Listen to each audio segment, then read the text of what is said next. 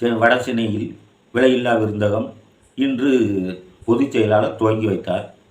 32 இடங்களுக்கு மேல் செயல்பட்டு வருகிறது. இன்னும் அதிகமாக அனைத்து மாவட்டங்களிலும் இதை செயல்படுத்த தளபதி முயற்சி செய்துள்ளார், வழிகாட்டியும் வருகிறார் என்று பொதுச் செயலாளர் தெரிவித்துள்ளார்.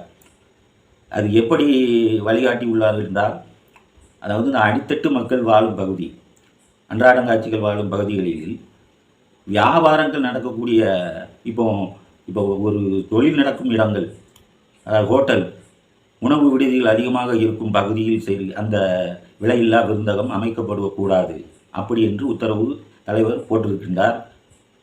அவர்களுக்கு பாதிப்பு ஏற்பட்டுவிடக்கூடாது. அதே சமயத்தில் அதிக மேம்பட்ட மக்களுக்கு அது அதிகமாக தேவைப்படுவதும் இல்லை. ஓரளவு அடித்தட்டில் இருப்பவர்கள்